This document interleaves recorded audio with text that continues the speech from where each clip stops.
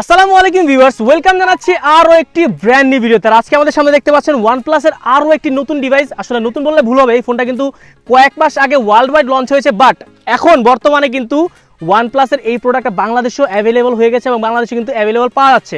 এই ফোনটা হচ্ছে ওয়ানপ্লাসের নট CE3 5G। যারা হচ্ছে মেইনলি ওয়ানপ্লাসের গ্রিন লাইনের সমস্যায় ভুগতেছিলেন, নাম্বার সিরিজে সমস্যায় ভুগতেছিলেন, তারা কিন্তু অবশ্যই এই ফোনটা দেখতে পারেন। কারণ ওয়ানপ্লাসের নট সিরিজে কিন্তু আমরা বরাবরের মতো জানি গ্রিন লাইন তুলনামূলক অনেক কম, নাই বললেই চলে।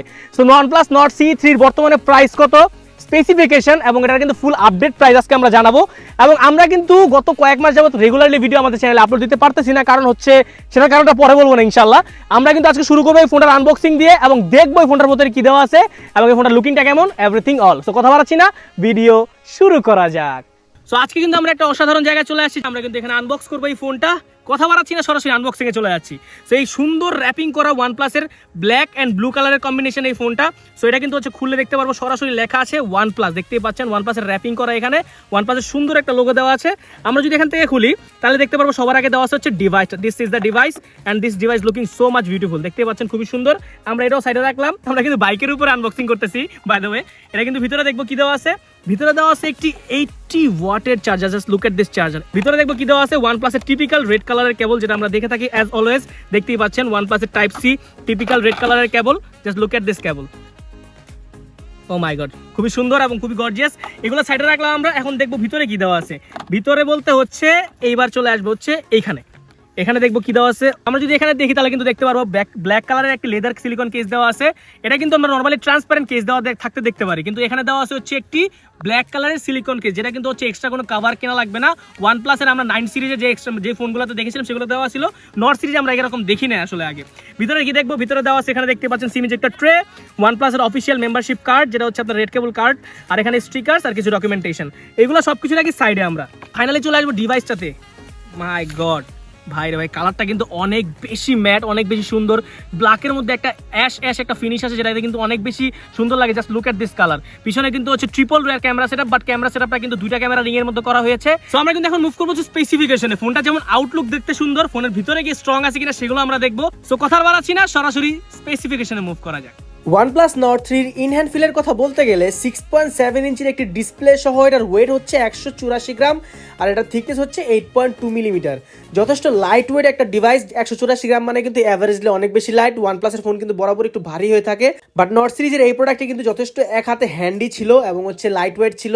আমার হাতে গ্রিপ করেও কিন্তু মোটামুটি একটা ফিল পাচ্ছিলাম, পিছনে ম্যাট ফিনিশ থাকার কারণে কিন্তু আরো বেশি ভালো লাগতেছিল। ওভারঅল ইন হ্যান্ড ফিলটা আমার কাছে জোস লাগছে। বাটন এবং পোর্টসের কথা বলতে গেলে এখানে কিন্তু আমরা রাইট সাইডে পেয়ে যাচ্ছিলাম হচ্ছে স্পিকার, মাঝখানে পেয়ে যাচ্ছিলাম হচ্ছে টাইপ সি পোর্ট চার্জ করে নেওয়ার জন্য, এবং তার পাশাপাশি কিন্তু লেফট সাইডে আমরা মাইক্রোফোনটা অ্যাভেলেবল পেয়ে যাচ্ছিলাম। সবার লাস্টে যেটা লেফট সাইডে পাচ্ছিলাম সেটা হচ্ছে সিম ইজেক্টর ট্রে, যেখানে কিন্তু আমরা হচ্ছে হাইব্রিড স্লট অ্যাভেলেবল পেয়ে যাচ্ছি। তার মানে হচ্ছে আপনি একটা মেমোরি কার্ড অথবা একটা সিম কার্ড অথবা দুইটা সিম কার্ড ইউজ করতে পারবেন একসাথে।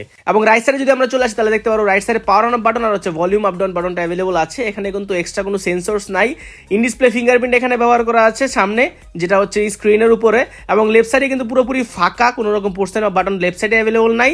আপার সাইডে আমরা যদি আসি তাহলে কিন্তু দেখতে পারবো হচ্ছে আপার সাইডটা একটু বিজি। আপার সাইডে কিন্তু দেওয়া আছে হচ্ছে আপনার স্পিকার গ্রিল, মাঝখানে কিন্তু দেওয়া আছে ইনফ্রারেড সেন্সর এবং মাইক্রোফোন, এবং এই ছিল হচ্ছে পোর্শন বাটন। পোর্শন বাটনের ক্ষেত্রে হেডফোন জ্যাক ছাড়া, যেটা ওয়ানপ্লাসে আমরা সারা জীবনেও দেখি না, হেডফোন জ্যাক ছাড়া মোটামুটি সবকিছু এখানে অ্যাভেলেবল পাচ্ছিলাম আমরা। নট CE3 5G তে কিন্তু ব্যবহার করা আছে ইন ডিসপ্লে ফিঙ্গারপ্রিন্ট, যেটা আমরা নর্মালি কিন্তু হচ্ছে ওয়ানপ্লাসের প্রত্যেকটা ফোনে দেখে থাকি number series in display fingerprint, কিন্তু এখানে নট সিরিজ আমরা দেখতে পাচ্ছি মোটামুটি ফাস্ট অ্যান্ড অ্যাকুরেট ছিল।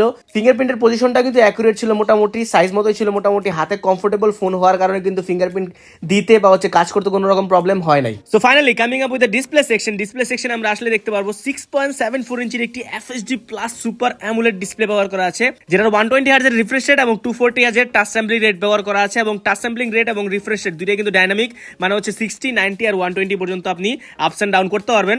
তার পাশাপাশি কিন্তু 950 নিটসের ব্রাইটনেস ব্যবহার করা আছে। মোটামুটি এখানে কিন্তু হচ্ছে সূর্যের নিচে সরাসরি ইউজ করলে কোনো রকম প্রবলেম হবে না আলোজনিত। ডিসপ্লেটা একদমই আইকে আছে, মোটামুটি হচ্ছে কালার কন্ট্রাস্ট সেগুলো অ্যাকুরেট ছিল। পাশাপাশি কিন্তু PWD ডিমিং এ ব্যবহার করার কারণে কিন্তু হচ্ছে আপনি যখন লোয়ার লাইটে ফোনটা ইউজ করুন তখন চোখের যে ক্ষতি হওয়ার বিষয়টা ওটা থাকে না, যেটা হচ্ছে অনেক ভালো একটা ফিচার্স অ্যাড করা হয়েছে। সো মোটামুটি ডিসপ্লে দেখতে কিন্তু খুবই ন্যাচারাল এবং হচ্ছে মডার্ন ডিসপ্লে। এখানে কিন্তু HDR10+ সাপোর্ট আছে এবং HDR সাপোর্টার আছে ইউটিউবে, বাট নেটফ্লিক্সে আপনি HDR সাপোর্টটা পাবেন না। ডিসপ্লেতে কিন্তু 1 বিলিয়ন কালার্সের পাশাপাশি 394 ppi ডেনসিটিটা অ্যাভেলেবল আছে, এবং এখানে কিন্তু 90% এর উপরে স্ক্রিন টু বডি রেশিও থাকার কারণে কিন্তু আপনি মোটামুটি একটা ব্রেজেল লেগ রিল্যাক্স এক্সপিরিয়েন্স পাবেন, মাল্টিমিডিয়া ওয়াচিং এর ক্ষেত্রে মোটামুটি একটা ফ্লুয়েড এক্সপিরিয়েন্স পাবেন, এখানে কোনো রকম ল্যাগিনেস বা হচ্ছে আপনার গিয়ে কালার জনিত প্রবলেম হবে না। ডিসপ্লের কন্ট্রাস্ট কালার সবগুলো কিন্তু অ্যাকুরেট ছিল, আপনারা দেখতেই পাচ্ছেন। সো মোটামুটি ডিসপ্লে নিয়ে আমি অনেক বেশি স্যাটিসফাইড, যারা ডিসপ্লের জন্য হলেও ফোনটা নিতে যাচ্ছেন তারা দেখতে পারেন। এই ফোনটার অডিও কোয়ালিটির কথা বলতে গেলে এখানে কিন্তু উপরে এবং নিচে দুই জায়গায় দুইটা স্পিকার দেওয়া আছে, মানে স্টেরিও স্পিকার সাপোর্টেড এই ফোনটা, ডলবি অ্যাটমসের সাপোর্ট আছে। তো আমরা এখন কিন্তু এটা সাউন্ড কোয়ালিটি শুনে দেখবো সাউন্ড কোয়ালিটির অ্যাকচুয়ালি কেমন। সো দেখার পরে আপনারা নিজেরাই বুঝতে পারবেন কতটুকু ভালো ছিল।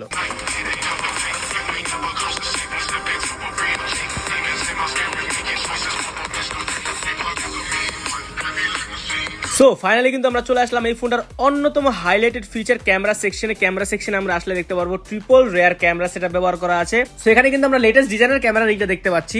ফার্স্ট ক্যামেরা রিংয়ে কিন্তু একটা ক্যামেরা যেটা প্রাইমারি ক্যামেরা, সেকেন্ড ক্যামেরা রিংয়ে কিন্তু হচ্ছে দুইটা ক্যামেরা, ম্যাক্রো ক্যামেরা আর হচ্ছে আলট্রা ওয়াইড, এই দুটো ব্যবহার করা আছে। এখানে কিন্তু 50 মেগাপিক্সেলের মেইন ক্যামেরা ব্যবহার করা, এবং 50 মেগাপিক্সেলের ইন্টারেস্টিং পার্টটা হচ্ছে OnePlus 11R সহ প্রত্যেকটা ফোনের মধ্যেই সেম সেন্সর ব্যবহার করা, সনির IMX890 সেন্সর, এবং এখানে কিন্তু 8 মেগাপিক্সেলের আলট্রা ওয়াইড এবং 2 মেগাপিক্সেলের ম্যাক্রো ক্যামেরা ব্যবহার করা আছে, ওগুলো আমরা দেখবো। তো ক্যামেরার কথা বলতে গেলে এখানে কিন্তু 50 মেগাপিক্সেলের ক্যামেরাটা কিন্তু যথেষ্ট ভালো ছিল, সনি সেন্সর ব্যবহার করা অ্যাজ ইউজুয়াল কিন্তু ভালো ছবি প্রোভাইড করে থাকে, এবং OnePlus এর ফোন মানে কিন্তু ক্যামেরার জন্য মোটামুটি ফেমাস। এখানে নর্ড C3 এর মধ্যেও কিন্তু মোটামুটি একটা ভালো ক্যামেরা আমরা পাচ্ছিলাম, ছবির কোয়ালিটি অ্যাকুরেট ছিল, শার্পনেস, কন্ট্রাস্ট, ডিটেলস অ্যাকুরেট পাচ্ছিলাম, হালকা রেডিশ টোন যেটা OnePlus বরাবরের মতো দিয়ে থাকে সেগুলো কিন্তু অ্যাভেলেবল ছিল। তবে তুলনামূলক যেই সেন্সরটা ব্যবহার করা OnePlus 11 আর 11R এ যেই সেম সেন্সরটা ব্যবহার করা সনির IMX এর সেম সেন্সরটা কিন্তু এখানে ব্যবহার করা, কিন্তু ছবির কোয়ালিটি ওখান থেকে হালকা একটু লোয়ার সাইডেই যাচ্ছিল কিছুটা। আলট্রা ওয়াইড 8 মেগাপিক্সেল আর হচ্ছে ম্যাক্রো লেন্সের কথা কিন্তু নাই বলি, কারণ এটা কিন্তু অবস্থা খুবই খারাপ। পাশাপাশি কিন্তু আপনার আলট্রা ওয়াইডটাও আহামরি যে কোনো বেটার কিছু দিচ্ছিল এরকম না, অ্যাজ ইউজুয়াল আমার কাছে মনে হচ্ছে OnePlus এর যে টিপিক্যাল ক্যামেরা ওরকম টাইপের কিছু পেয়েছি। তো সেলফি ক্যামেরার কথা যদি বলি, সেলফি ক্যামেরা ইজ আউটস্ট্যান্ডিং এক কথায় বলতে গেলে। 16 মেগাপিক্সেলের সেলফি ক্যামেরা এখানে ব্যবহার করা আছে।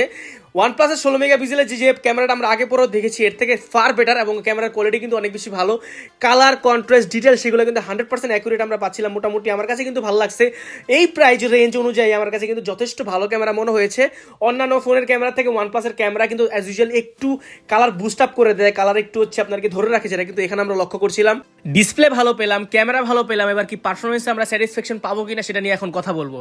এখানে কিন্তু প্রসেসর হিসেবে ব্যবহার করা আছে Qualcomm Snapdragon 782G 6nm best একটা প্রসেসর, যেটা কিন্তু হচ্ছে লেটেস্ট একটা প্রসেসর। হ্যাঁ, প্রসেসরটা 1 বছর আগে লঞ্চ হয়েছে, বাট অনেক কম ফোনে ব্যবহার হয়েছে এবং খুবই optimise. This processor is basically successor of Qualcomm Snapdragon 778G, এবং ওটার থেকে কিন্তু ফার বেটার এই প্রসেসরটা, এবং আপডেট করা হয়েছে সব দিক থেকেই, এবং পারফরমেন্সের ক্ষেত্রে অনেকটা বেটার পারফরমেন্স আপনারা পাবেন হচ্ছে 778G থেকে, এবং আন্তত স্কোর কিন্তু অলমোস্ট 7 লাখের উপরে ছিল, যার কারণে কিন্তু আপনারা একটা বেটার এক্সপিরিয়েন্স এখান থেকে পেয়ে যাবেন। এবং এখানে জিপিইউ হিসেবেও কিন্তু ব্যবহার করা আছে Adreno 462L নামের একটি জিপিইউ, যেটা পাওয়ার সাপ্লাই হিসেবে কাজ করে থাকে, এবং এখানে কিন্তু অ্যান্ড্রয়েড ভার্সন 13 এবং OS Oxygen ভার্সন 13.1 একদম লেটেস্ট যেটা ওটা ব্যবহার করা আছে। সো গেমিং পারফরমেন্সের কথা বলতে গেলে এখানে কিন্তু হচ্ছে পাবজিতে আপনি স্মুথ প্লাস এক্সট্রিম পর্যন্ত হাই লেভেলের গ্রাফিকে গেমিং করতে পারবেন। আমি হচ্ছে গেমিং করার সময় কোনো রকম হচ্ছে এক্সট্রা আপনার হচ্ছে ল্যাগ বা হচ্ছে ফ্রেম ড্রপ দেখি নাই বেশি একটা। এখানে কিন্তু মাঝে মাঝে হালকা হালকা একটু হচ্ছে আপনার কি একদম হচ্ছে কুইক মোমেন্টে, যেটা হচ্ছে একদম আপনার হচ্ছে একদম সামনাসামনি এনিমি থাকে তখন হচ্ছে হালকা পাতলা একটু ফ্রেম ড্রপ দেয়। এছাড়া কিন্তু মোটামুটি আপনার হচ্ছে প্রত্যেকটা টাইমে আমরা হচ্ছে একদম স্টেবল পেয়েছি, এবং এই ফোনটার একটা বিশেষত্ব হচ্ছে এই ফোনটা কিন্তু গরম হয় না, থ্রটল হয় না, সিপিইউ থ্রটলিং খুবই কম হয়। 30 মিনিটের উপরে গেমিং করার পরেও কিন্তু ফোন বিন্দুমাত্র গরম হয় না, যেটা খুবই সারপ্রাইজিং ছিল। এর আগে আমরা কিন্তু খুব কম ফোন এরকম দেখেছি ফোনগুলা গরম কম হয় এরকম টাইপের। সো অবশ্যই যারা হচ্ছে লং টাইম গেমিং করতে যাচ্ছেন তারা কিন্তু অবশ্যই দেখতে পারেন। এখানে কিন্তু র্যাম টাইপ ব্যবহার করা আছে LPDDR4X, এবং 3.1 হচ্ছে স্টোরেজ টাইপ ব্যবহার করা, এবং তার পাশাপাশি 2 বছরের অ্যান্ড্রয়েড আপডেট এবং 3 বছরের সিকিউরিটির আপডেট এখান থেকে আপনারা পেয়ে যাবেন। তার মানে অ্যান্ড্রয়েড 13, 14, 15 পর্যন্ত আপনারা এখানে আপডেটটা পেয়ে যাবেন। সো যেটা আমার কাছে মনে হয় যে না, অ্যাভারেজলি ঠিক আছে। তো ওভারঅল পারফরমেন্স, লুকিং সবকিছু দেখার পরে কিন্তু আমার কাছে মনে হয়েছে যে ফোনটা আপনারা গেমিং সহ সব দিকের জন্যই হচ্ছে মোটামুটি অ্যাভারেজলি এই 36,000 বাজেটের মধ্যে নিতে পারেন। ভিউয়ার্স, আমরা কিন্তু এতক্ষণ যাবত ট্রাই করেছি আপনার এই ফোনটার ফুল স্পেসিফিকেশন জানানোর জন্য, এবং ফোনটার আউটলুক সবকিছু আমরা দেখেছি, পারফরমেন্স দেখেছি। এখন চলে আসবো এই ফোনটার ব্যাটারি ব্যাকআপ, চার্জিং ব্যাকআপ, আর হচ্ছে প্রাইসে। হ্যাঁ, আপডেট প্রাইসটা যদি ভালো না হয় তাহলে কিন্তু অবশ্যই OnePlus এর দিকে অনেকেই মুভ করতে চাবেন না। সেক্ষেত্রে আজকে ধামাকা একটা প্রাইস দিব আপনাদেরকে এই ফোনটার জন্য, এবং এই ফোনটা কোথায় পাবেন সেটা ঠিকানা আপনাদের কাছে জানিয়ে দেবো। এই ফোনটাতে কিন্তু ব্যবহার করা আছে 5000 mAh এর একটি বিগ ব্যাটারি এবং 80 ওয়াটের একটি ফাস্ট চার্জার। 5000 mAh এর ব্যাটারি OnePlus এ কিন্তু বরাবর আমরা দেখি না, বাট এই ফোনটাতে 5000 mAh এর ব্যাটারি সহ এই ফোনটার যে আউটলুক, ভাই অনেস্টলি বললাম আমার কাছে আউটলুকটা অনেক বেশি ভালো লাগছে, স্লিম ফোন, পাশাপাশি যে গ্রিন লাইনের যে ভয়টা ছিল এটা কিন্তু একদমই নাই।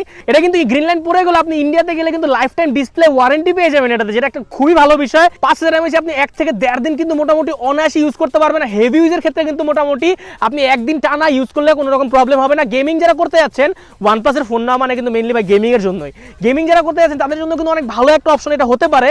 আপনারা কিন্তু হচ্ছে টানা 6 থেকে 7 ঘন্টা কিন্তু স্ক্রিন অন টাইম এসওডিটা অ্যাভেলেবল পেয়ে যাবেন, যেটা কিন্তু একটা হিউজ লেভেলের স্ক্রিন অন টাইম আমি অবশ্যই বলতে চাই আপনাদেরকে।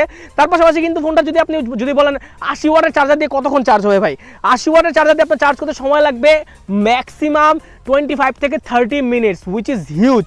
আপনি কিন্তু 0 থেকে 61% চার্জ করতে পারেন মাত্র 15 মিনিট সময়, যেটা অনেক ভালো একটা ব্যাকআপ। ফর এক্সাম্পল আপনার ফোনে সারাদিনের চার্জ শেষ, আপনি বাসায় আসার পরে ওয়াশরুমে গেলেন, ফ্রেশ হলেন, ফ্রেশ হওয়ার পর ঘরে আসতে আসতে দেখবেন অলমোস্ট 60%-এর উপর চার্জ হয়ে গেছে, যেটা কিন্তু অনেক ভালো একটা বিষয়। তো ব্যাটারি ব্যাকআপ হলো, চার্জিং ব্যাকআপ হলো, স্পেসিফিকেশন হলো, ভাই এবার প্রাইসটা কত? হ্যাঁ, প্রাইস নিয়ে অনেকের কনফিউশন থাকতে পারে। এটা কিন্তু ইন্ডিয়াতে এখন লঞ্চ হয়েছে আরও কয়েক মাস আগে, এখনও সেম প্রাইস 28,990 হচ্ছে আপনার রুপিতে, 12,256টা, যেটা বাংলাদেশে অলমোস্ট কনভার্ট করলে অলমোস্ট 40,000-এর মতো আসে, যেটা কনভার্ট প্রাইস। সেটা কিন্তু কনভার্টেড প্রাইস, নট অনলি হচ্ছে আপনার গিয়ে প্রফিট বাংলাদেশে নিয়ে আসে ওনার রিসেলাররা সেল করে ওগুলা না। বাট আজকে কিন্তু আমরা এই ভিডিওতে একটা ধামাকা প্রাইস দিয়ে দিব। এই ফোনটা কিন্তু 12,256 আমাদের হাতে আছে, 8/128 হয়ে থাকে। 12,256 আজকের অফার প্রাইস মাত্র 36,990 টাকা, মাত্র 36,990, যেটা কিন্তু হচ্ছে এই বাজেটের মধ্যে আমার কাছে মনে হয় সবচেয়ে বেস্ট চয়েস হতে পারে OnePlus Nord C3 5G। এবং 8/128টা কিন্তু মাত্র 35,990, মাত্র 1000 টাকার ব্যবধানে আপনি কেন 8/128 নেবেন? অবশ্যই 12,256 মুভ করতে চাবেন আপনি। মোটামুটি এই ছিল প্রাইসের আপডেট। এবং আমরা কিন্তু ওই ফোনটার হচ্ছে এখন লোকেশন কোথায় আপনি পাবেন সেগুলো কিন্তু ডিসক্রিপশনে দেওয়া আছে, সেখানে দেখলে আপনি বসুন্ধরা সিটির কোন দোকানে আপনি পাবেন সবকিছু ডিসক্রিপশনে দেওয়া আছে। তো কথা বাড়াচ্ছি না, আমি আজকে এখান থেকে হিমেল বিদায় নিচ্ছি, দেখা হবে পরবর্তী কোনো ভিডিওতে। সে পর্যন্ত ভালো থাকবেন, সুস্থ থাকবেন, আল্লাহ হাফেজ। অবশ্যই চ্যানেলটা সাবস্ক্রাইব করে যাবেন, ভালো থাকবেন সবাই।